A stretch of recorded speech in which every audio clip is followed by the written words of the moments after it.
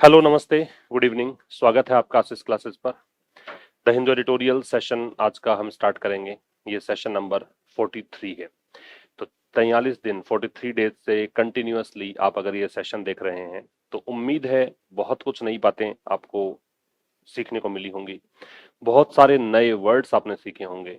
बहुत सारे नए कॉन्सेप्ट्स आपको अब समझ में आने लग गए होंगे। और जो पहले दिन स्टार्ट किया था उस दिन से लेकर आज तक थोड़ा सा डिफिकल्टी लेवल भी कम लगने लगा होगा, ये मेरी उम्मीद है। आप बताना बाकी कमेंट करके। ये वाला एसएससी के विद्यार्थियों के लिए कोर्स उपलब्ध है।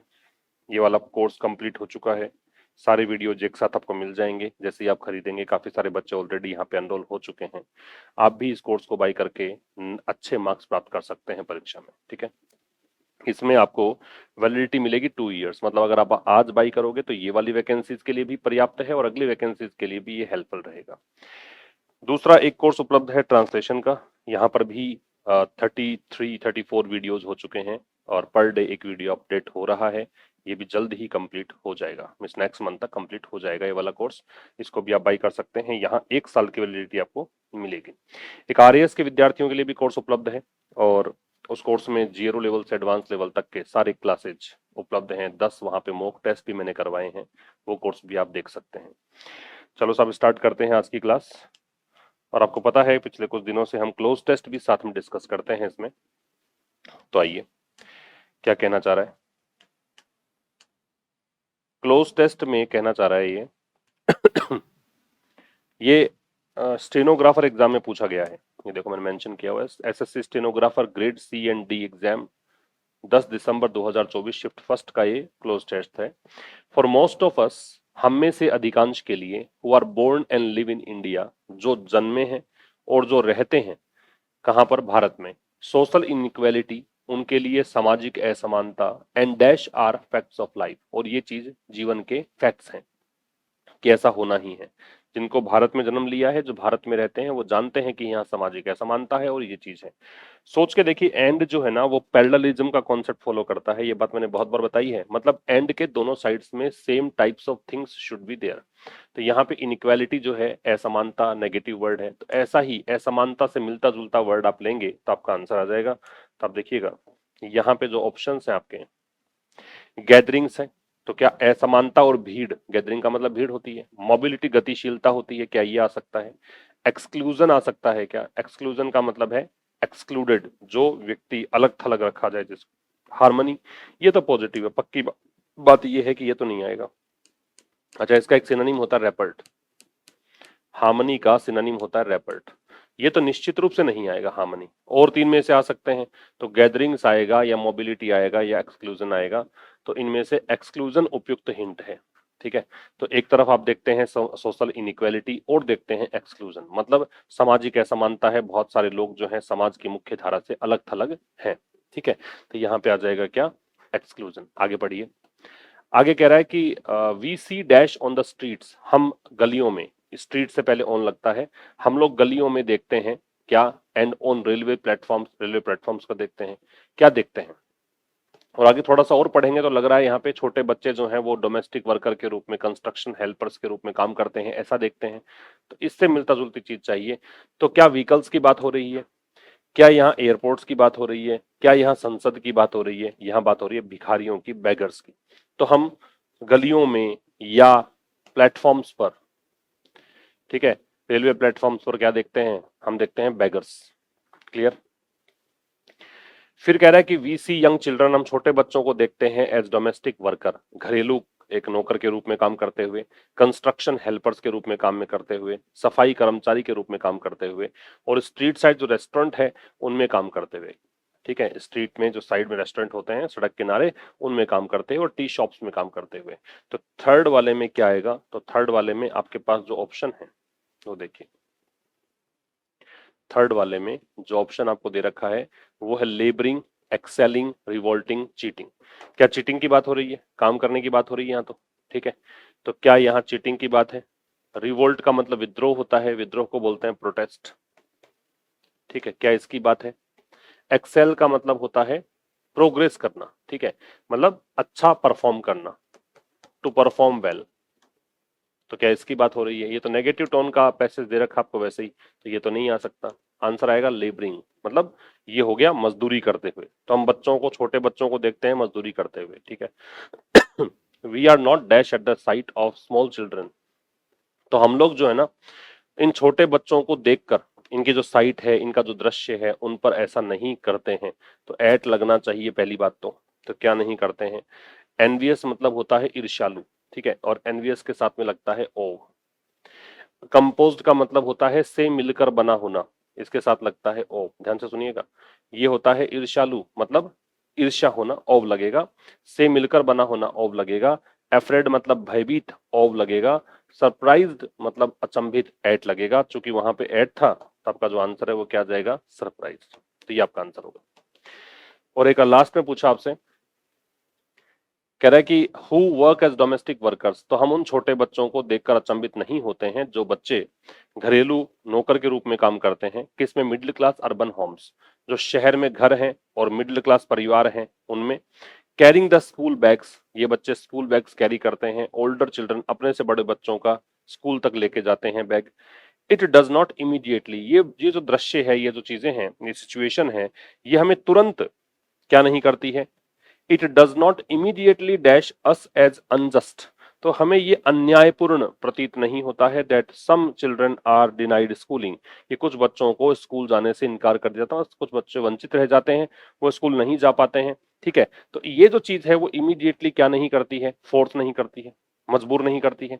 स्ट्राइक का मतलब होता है to cause to think, to cause to think in a particular direction, to cause to think in a particular direction. तो एक विशेष दिशा में, आप एक दिशा में सोचने की बात करें, कोई ऐसी चीज जिसके कारण आप मजबूर हो गए सोचने पर, उसको स्ट्राइक। स्ट्राइक मतलब हिट भी होता है, प्रहार करना भी होता है। स्लैप का थप्पड़ लगाना होता है। टच का स्पर्श करना होता है। टच का मतलब वो भी होता है कि मार्मिकता से कोई चीज टच कर जाए, वो भी हो सकती है। तो टच तो कोई पॉजिटिव चीज कर जाए वो है, तो ये तो नेगेटिव दे रखा है वैसे ही। तो ये जो चीज है वो तुरंत हमें इस बात को सोचने पे मजबूर नहीं करती है कि ये अन्याय हो रहा है, ठीक है। तो सोचने पर मजबूर करने के लिए यहाँ पे जो वर्ड आएगा वो स्ट्राइक आएगा। तो ये आपके 5 आंसर्स हो गए क्लोज टेस्ट के, ठीक है।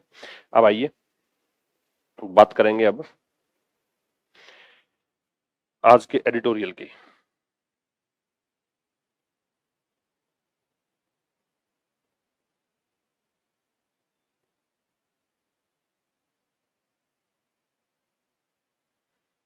चलो, एडिटोरियल का टाइटल आपको दे रखा है पोल्स एंड प्रोसेसेस।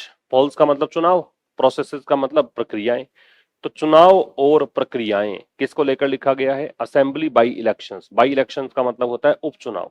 तो जो विधानसभा, असेंबली का मतलब विधानसभा, बाई इलेक्शंस का मतलब उपचुनाव। तो विधानसभा उपचुनाव को लेकर और ECI election commission of India जो भारत का चुनाव आयोग है उसको लेकर एडिटोरियल लिखा गया है।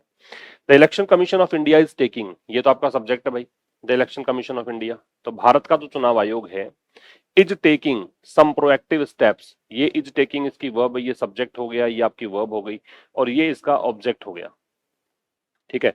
तो भारत का चुनाव आयोग जो है वो ले रहा है कुछ अग्र सक्रिय कदम।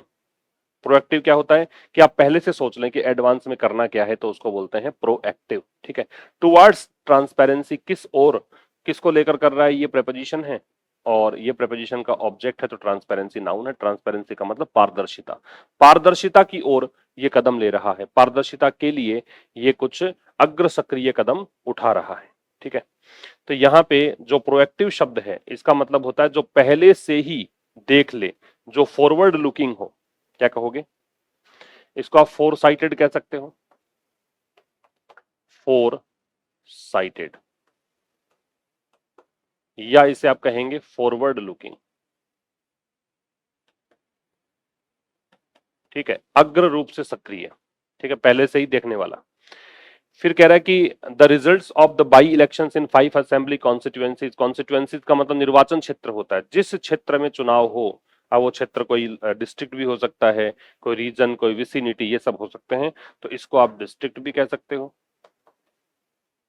इसको आप रीजन भी कह सकते हो, इसको आप एरिया भी कह सकते हो, और इसको आप विसिनिटी भी कह सकते हो। ये सारे इसके मतलब है, इसका मतलब निर्वाचन क्षेत्र से है। तो द रिजल्ट्स, परिणाम, द डिटर्मिनर है, रिजल्ट नाउन है। ये सब्जेक्ट हो गया। रिजल्ट्स किसके? बाई इलेक्शंस के। ये प्रेपोजिशन है, ये पूरा इसका ऑब्जेक्ट है, द डिटरमिनर है। बाई इलेक्शंस नाउन हो गया। इन 5 असेंबली कॉन्स्टिट्यूएंसीज, किसमें? इनमें। ये वैसे तो एडवर्ब बन रहा है, लेकिन वैसे ये प्रेपोजिशन, ये आपका एडजेक्टिव, डिटरमिनर मान लीजिए न्यूमरल एडजेक्टिव है, असेंबली कॉन्स्टिट्यूएंसीज नाउन है। तो जो रिजल्ट्स हैं 5 विधानसभा निर्वाचन क्षेत्रों में जो उपचुनाव के, अब ये डैश लगा के समझा रहा है कहां कहां पे। काडी एससी एंड विश्वदार इन गुजरात, एक तो ये दो हो गए। नीलंबुर इन केरला, लुधियाना वेस्ट इन पंजाब, कालीगंज इन वेस्ट बंगाल, ये सारे 5 बता दिए। इंडिकेट द फैक्टर्स, तो ये रिजल्ट्स हैं, इसकी वर्ब है इंडिकेट। ये प्रेजेंट सिंपल टेंस हो गया, ये वर्ब हो गई। ये इंडिकेट करता है, संकेत करता है, द फैक्टर्स एट प्ले, कि कौन से कारक हैं वो इन्वॉल्व हैं। एट प्ले का मतलब होता है क्या?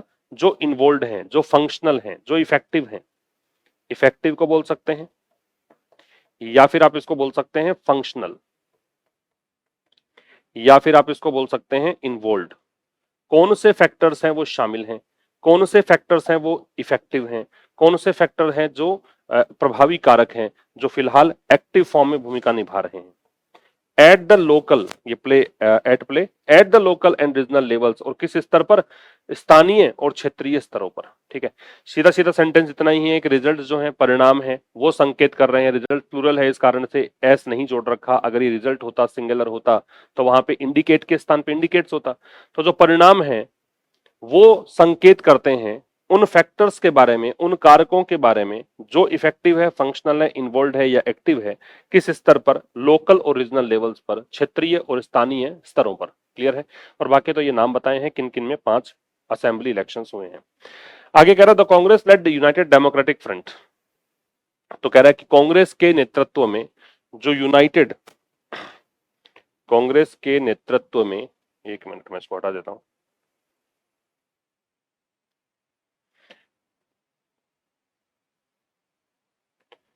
देखिए, द कांग्रेस लेड, कांग्रेस के नेतृत्व में यूनाइटेड डेमोक्रेटिक फ्रंट, तो जो यूडीएफ है, ठीक है, कैंडिडेट आर्यदान शौकत वन। कांग्रेस के नेतृत्व में जो ये यूडीएफ का जो एक उम्मीदवार है, इसका नाम ये है, इसने जीता। ये आपकी वर्ब हो गई, और ये सेकंड फॉर्म है। देन नीलांबुर सीट, कौन सी सीट? ये वाली सीट जीती। ये इसका ऑब्जेक्ट है, ये आपका सब्जेक्ट है। ठीक है, पीवी अनवर यहां को समझाने लायक नहीं है। PV Anwar who had one in 2021, PV Anwar, इसके बारे में ये रिलेटिव क्लॉज है पूरा का पूरा, ये पूरा रिलेटिव क्लॉज है, और वैसे इसको रिलेटिव प्रोनाउन कहते हैं हु को। पीवी अनवर जिसने की, ये हु इसके लिए, तो इसकी वर्ब है हैड वन। ये वन यहाँ पे थर्ड फॉर्म है। विन वन वन होता है, विन वॉन वॉन नहीं होता, इसका प्रोनाउंसिएशन वन होता है। ठीक है, पीवी अनवर जिसने की जीता था 2021 में as a left backed independent. किस तरह जीता था? इस रूप में, एज यहाँ प्रेपोजिशन हो गया। लेफ्ट बैक्ड मतलब वामपंथी जो पार्टी है उसके द्वारा समर्थित, बैक्ड का मतलब है सपोर्टेड, या आप इसे कहेंगे एंडोस्ड।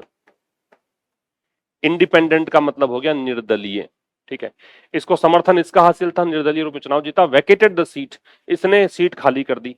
इवैक्यूएट कह सकते हो या छोड़ना कह सकते हो, इवैक्यूएट कह दीजिए या लीव कह दीजिए। उसने ये सीट छोड़ दी। दैट सीट क्यों? क्योंकि ये जिस सीट से जीता है उसकी बात कर रहा है। आफ्टर अ स्पैट, स्पैट का मतलब होता है झगड़ा, इसको आप क्वेरल कह सकते हो, इसको आप ऑल्टरकेशन कह सकते हो, या इसको बिकरिंग कह सकते हो। झगड़े को बोलते हैं। किसके बाद? झगड़े के बाद। झगड़ा किससे हुआ? रूलिंग कॉलिशन, कॉलिशन का मतलब होता है अलायंस, गठबंधन, या इसे आप ब्लॉक कह सकते हो, या इसे आप कोकस कह सकते हो। ठीक है, गठबंधन से, झगड़े के बाद, जो सत्ताधारी गठबंधन था उससे। कंटेस्टेड, इसने चुनाव लड़ा। कंटेस्ट का मतलब यहां पे है कंपीट करना, इसने चुनाव लड़ा। As a Trinamool Congress candidate, TMC उम्मीदवार के रूप में, विच वॉज रिजेक्टेड, इसको क्या कर दिया गया? रिजेक्ट मतलब खारिज कर दिया गया। ये पैसिव दे रखा है। ठीक है, ये चुनाव जो है इसको खारिज कर दिया गया। एंड देन स्टूड, और फिर ये खड़ा हुआ, ये भी वर्ब हो गई पीवी अनवर के लिए ही। एज एन इंडिपेंडेंट, एक निर्दलीय के रूप में। ठीक है, इंडिपेंडेंट जो है वो वैसे तो एडजेक्टिव बनता है, लेकिन यहाँ पे नाउन है क्योंकि डिटरमिनर दे रखा है आपको। ठीक है, ये डिटरमिनर है। फिर समझिएगा, पीवी अनवर, इसके बारे में पूरी चर्चा है। इसने जिसने कि 2021 में लेफ्ट बैक्ड इंडिपेंडेंट चुनाव जीता था, मतलब इसको वामपंथी जो पार्टी है, लेफ्ट जो विंग है, उसका समर्थन हासिल था।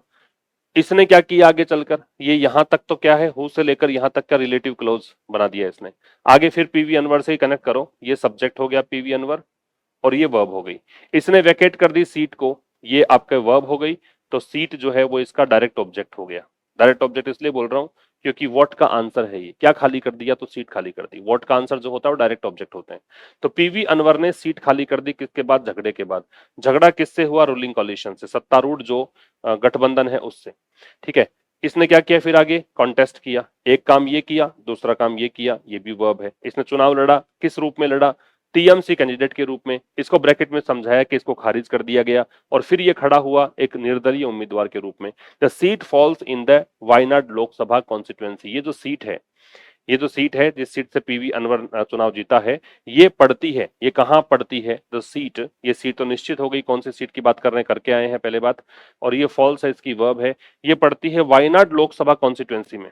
ठीक है, वायनाड जो लोकसभा निर्वाचन क्षेत्र है, रिप्रेजेंटेड बाई, अब इस कॉन्स्टिट्यूएंसी के लिए ये नाउन है, तो ये पोस्ट एडजेक्टिव है, एडजेक्टिव बाद में दे रखा है। ये वो कॉन्स्टिट्यूएंसी है जिसको कि रिप्रेजेंट किया गया या किया जाता है, किसके द्वारा, कांग्रेस नेत्री प्रियंका गांधी के द्वारा। ठीक है, इसका रिप्रेजेंटेशन, इसका प्रतिनिधित्व कौन करता है, इस सीट पर कौन है, इस सीट पर कांग्रेस की नेत्री प्रियंका गांधी है। The Bharatiya Janata party candidate performed poorly. Bharatiya Janata party का जो कैंडिडेट है, ये आपका सब्जेक्ट हो गया पूरा, ये इसकी वर्ब है। इसने परफॉर्म किया, और परफॉर्म कैसे किया, ये एडवर्ब है, बहुत ही खराब तरीके से परफॉर्म किया। ठीक है, the outcome could impact, outcome का मतलब है रिजल्ट। इसको आप, वैसे चूंकि रिजल्ट खराब हो गया, नेगेटिव आ गया, तो इसको रिपरकशन भी कह सकते हैं आप, रिपरकशन। इसको कॉन्सिक्वेंस भी कह सकते हैं, इसको आप रेमिफिकेशन भी कह सकते हैं, या इसे आप अपशोट भी कह सकते हैं। ये सब होता है रिजल्ट के सिनोनिम। ठीक है, तो जो रिजल्ट है, जैसे इसने खराब परफॉर्म किया, ये जो रिजल्ट है, तो द रिजल्ट इसलिए कि हमने बात कर ली है रिजल्ट की, तो ये आपका सब्जेक्ट हो गया। ये कुड इंपैक्ट, ये प्रभाव डाल सकता है, ये आपकी वर्ब हो गई। कुड ये इसमें मॉडल ऑक्सिलरी है, ये मैन वर्ब है। प्रभाव किस पर, the tone of the campaigning. Tone जो होता है ना, वैसे तो एक म्यूजिक में टोन होती है वो, लेकिन यहाँ पे जो है माहौल के लिए आ रहा है, ये माहौल बिगाड़ सकता है। ठीक है, टोन का मतलब यहाँ पे क्या है, माहौल से है, मतलब मूड से है या जनरल फीलिंग से है। इसे आप मूड कह सकते हो या इसे जनरल फीलिंग कह सकते हो। कैंपेन का मतलब है चुनावी अभियान। ठीक है, for the Kerala assembly elections, Kerala विधानसभा चुनाव में, ड्यू नेक्स्ट ईयर, जो अगले साल ड्यू है। ड्यू का मतलब कई होते हैं, वैसे यहां पे जो एडजेक्टिव है ड्यू, और इसका मतलब है एक्सपेक्टेड है, जो शेड्यूल्ड है, जो शेड्यूल्ड है, जो होने हैं अगले साल, ये मतलब है इसका। जो एक्सपेक्टेड है या शेड्यूल्ड है, जो होने हैं अगले साल, उसके लिए यूज किया गया है क्या, ड्यू। इसको आप अवेटेड भी कह सकते हैं। ये सब सिनोनिम होते हैं ड्यू के, एडजेक्टिव रूप में है। ड्यू का और भी मतलब होता है प्रॉपर, एक्यूरेट, वो भी होता है, खैर जब आएगा तब बात करेंगे। फिलहाल ड्यू का मतलब जो है वो क्या है, जो होना है, जो एंटिसिपेटेड है। ठीक है, तो कह रहा है कि भाई ये माहौल बिगाड़ सकता है चुनावी अभियान का, जो विधानसभा चुनाव होने हैं अगले साल होने हैं उसमें। तो आउटकम सब्जेक्ट हो गया, कुड इंपैक्ट वर्ब हो गई, दैट टोन जो है वो ऑब्जेक्ट हो गया। टोन के पहले द इसलिए है क्योंकि ये कैंपेनिंग की बात कर रहा है। कैंपेनिंग से पहले द इसलिए क्योंकि ये केरला असेंबली इलेक्शंस की बात कर रहा है। केरला असेंबली इलेक्शन द जो है इसलिए है क्योंकि ये निश्चित है। ड्यू एडजेक्टिव है, और नेक्स्ट ईयर जो है वो वैसे तो नाउन बनेगा, लेकिन नेक्स्ट ईयर वैसे एडवर्ब है। ठीक है, क्योंकि समय की बात कर रहा है। The alignment of communities, alignment एक तो होता है सीधी रेखा में रखना, और यहां जो अलाइनमेंट है वो एक प्रकार से अग्रीमेंट कह सकते हो, अंडरस्टैंडिंग कह सकते हो, कोऑपरेशन कह सकते हो। तो इसे आप कोऑपरेशन कह सकते हैं, इसे आप अंडरस्टैंडिंग कह सकते हैं, अंडरस्टैंडिंग, कोऑपरेशन या अग्रीमेंट। ठीक है, तो ये कह रहा है समुदायों के बीच जो अलाइनमेंट है, समुदायों के बीच जो कोऑपरेशन है, समुदायों के बीच जो अंडरस्टैंडिंग है, एंड रिलेटिव पावर, रिलेटिव का मतलब यहाँ पे एक तो रिलेटिव होता है नाउन, जिसका मतलब रिश्तेदार होता है, ये रिलेटिव है एडजेक्टिव, इसका मतलब होता है कंपैरेटिव, तुलनात्मक रूप से। इन कंपैरिजन, ठीक है, वो तुलनात्मक जो ताकत है पार्टीज की इन बोथ फ्रंट्स, दोनों मोर्चों पर, विल बी अफेक्टेड, प्रभावित होगी by the Nilambur result, Nilambur के परिणाम से। तो जो कम्युनिटीज, जो समुदाय हैं, उनके बीच जो कोऑपरेशन की भावना है, अग्रीमेंट की भावना है, स्नेह की भावना है, और तुलनात्मक जो ताकत है पार्टियों की दोनों मोर्चों पर, ये दोनों चीजें जो हैं विल बी अफेक्टेड, इनको प्रभावित किया जाएगा। पैसिव वॉइस है, प्रेजेंट फ्यूचर सिंपल का पैसिव है, ये वर्ब हो गई, और ये जो अलाइनमेंट जो दे रखा है ना, ये आपका सब्जेक्ट बन रहा है। पैसिव का सब्जेक्ट है, मतलब वैसे ऑब्जेक्ट रहा हुआ है ये, ठीक है। पैसिव में यही तो होता है कि वो प्रोमिनेंस ऑफ ऑब्जेक्ट देखते हैं हम, तो ऑब्जेक्ट जो है वो शुरू में आता है, सब्जेक्ट लास्ट में जाता है, यही तो बनता है इसमें। तो कह रहा है कि अलाइनमेंट जो है कम्युनिटीज का और रिलेटिव पावर जो है पार्टीज की, ये दोनों चीजें, एक तो अलाइनमेंट और दूसरा क्या है, रिलेटिव पावर, ये दोनों सब्जेक्ट हैं, इनको प्रभावित किया जाएगा, ये प्रभावित होंगे किससे, नीलांबुर रिजल्ट से। फिर कह रहा है इन द कालीगंज कॉन्स्टिट्यूएंसी, बात करें कालीगंज निर्वाचन क्षेत्र की जो कि नाडिया डिस्ट्रिक्ट में पड़ता है, उस डिस्ट्रिक्ट में द रूलिंग टीएमसी कैंडिडेट, जो सत्ताधारी टीएमसी के जो उम्मीदवार है अलीफा अहमद, इन्होंने जीता, है ना, ये अलीफा अहमद सब्जेक्ट हो गया, इन्होंने जीता, 1 सेकंड फॉर्म है, by a margin of, margin का मतलब है गैप या डिफरेंस, ठीक है, इन्होंने चुनाव जीता इस अंतर से, अंतर कितना रहा, ओवर 50,000 वोट्स, 50,000 से अधिक, इस ओवर का मतलब है मोर देन, ये प्रेपोजिशन है, ठीक है। तो 50,000 वोटों से अधिक गैप से, इस मार्जिन से इन्होंने चुनाव जीता। अब यहाँ पे ओवर जो है प्रेपोजिशन का काम कर रहा है, ओवर एडवर्ब भी हो सकता है अगर ये नाउन इसके आगे नहीं हो, ऑब्जेक्ट नहीं हो तब। आगे आइए, her father's death had led to, her father मतलब अलीफा अहमद की बात है, इनके जो पिताजी का देहांत जो हुआ, ये सब्जेक्ट हो गया, इसमें फादर नाउन, डेथ नाउन, हर पजेसिव एडजेक्टिव, अपोस्ट्रोफे तो जेनिटिव केस, ये परिणित हुआ, मतलब इनके देहांत से ये रिजल्ट निकला। लेड टू जो है ना, वो लीड टू की थर्ड फॉर्म और सेकंड फॉर्म होती है, लीड टू, फिर सेकंड फॉर्म लेड टू, और थर्ड फॉर्म लेड टू। भाई टू तो मैं ऐसे लगा रहा हूं, बाकी लीड लेड लेड है। इसका मतलब क्या होता है, तो लीड टू के सिनोनिम्स जो होते हैं वो होते हैं या तो रिजल्ट इन, या फिर आप इसे कहते हैं कोज, या फिर इसे कहते हैं गिव राइज टू, ठीक है, ये सारे मतलब होते हैं, मतलब ये कारण बना, ये कारण बनता है या परिणित होता है, इसको बोलते हैं क्या, लीड टू। इसी को आप, है ना, एक फ्रेजल वर्ब और होती है ब्रिंग अबाउट, कारण बनना किसी भी चीज के घटित होने का, या इसे आप ट्रिगर भी कह सकते हैं। तो ये सब सिनोनिम्स हैं इसके, ठीक है। तो कह रहा है कि उनके पिता का जो देहांत हुआ अलीफा अहमद के, ये परिणित हुआ बाईपोल में, मतलब इनके देहांत होने के बाद वो सीट खाली रह गई, इस कारण से ये उपचुनाव हुआ यहाँ पे। काउंटिंग डे वॉज मार्ड, जो गिनती वाला दिन था, जिस समय चुनाव वोटों की गिनती होनी थी, उसको स्पॉइल कर दिया गया। यहाँ फिर हालांकि इसका मतलब जो है वो टार्निश है, कलंकित करना, ठीक है। वैसे स्पॉइल या रुइन भी इसका मतलब होता है, लिख तो लो आप, स्पॉइल भी होता है, रुइन भी होता है, बर्बाद करना, खराब करना, लेकिन फिलहाल जो इसका मतलब है मार का, वो क्या है, इसका मतलब है कलंकित करना, ठीक है। आप इसके लिए जो कलंकित करने के लिए ही वर्ड लेंगे तो एक सली वर्ड होता है, एक टार्निश होता है, ये ले सकते हैं, ठीक है। ये वाला अलग है, स्पॉइल और रुइन। तो कह रहे काउंटिंग डे, अब जो गिनती वाला दिन था उसको मार कर दिया गया, मतलब उसको कलंकित कर दिया गया। ये पैसिव वो इसका स्ट्रक्चर है, पास्ट इंडेफिनिट का पैसिव है, और ये वर्ब हो गई, ये सब्जेक्ट हो गया। By the death of a child, किससे, एक बच्चे के मृत्यु से, इन अ क्रूड बॉम्ब एक्सप्लोजन, और ये किस में मृत्यु हुई, क्रूड बॉम्ब एक्सप्लोजन में। क्रूड बॉम्ब होता है जो बॉम्ब आप घर पर ही बना लेते हैं, ठीक है, और जो आनन फानन में जो रेडिली अवेलेबल मटेरियल होते हैं उनसे बना लेते हैं, उसको बोलते हैं क्रूड बॉम्ब। तो क्रूड बॉम्ब के विस्फोट से, एक्सप्लोजन, एक्सप्लोड से नाउन बना है, एक्सप्लोड होती है वर्ब, ये होता है विस्फोट होना, और एक्सप्लोजन होता है नाउन, ठीक है। तो क्रूड बॉम्ब के विस्फोट से, a sign of the continuing and disturbing role of violence in the state, ये एक संकेत है किस चीज का, कंटिन्यूइंग मतलब लगातार जो जारी है, डिस्टर्बिंग मतलब जो व्यवधान पैदा करते आ रहा है, डिस्टर्बिंग मतलब डिसरप्टिंग, व्यवधान पैदा करते आ रहा है, रोल मतलब जो एक भूमिका है, वायलेंस की, हिंसा की, इन द स्टेट, राज्य में, ठीक है। राज्य निश्चित हो गया, इसकी बात कर रहा है। तो फिर कह रहा है कि भाई फिर समझ लीजिए काउंटिंग डे, अब यहाँ द काउंटिंग डे आना चाहिए क्योंकि काउंटिंग डे भी फिक्स हो गया जिस दिन गणना हुई, तो ये गलती है यहाँ पे। काउंटिंग डे जो है उसको मार कर दिया गया, उसको मतलब कलंकित कर दिया गया किससे? एक बच्चे की मृत्यु हो गई थी बॉम्ब एक्सप्लोजन से, क्रूड बॉम्ब एक्सप्लोजन से। ये एक संकेत है किस चीज का? रोल का।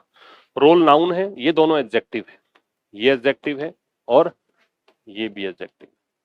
लगातार चल रहे और डिस्टर्बिंग जो रोल है वायलेंस का स्टेट में। Assembly elections in West Bengal will take place next year. तो वेस्ट बंगाल में जो असेंबली इलेक्शंस हैं, असेंबली इलेक्शंस हो गए सब्जेक्ट। ये इन वेस्ट बंगाल जो है ये एडवर्ब बनेगा क्योंकि जगह की बात कर रहा है।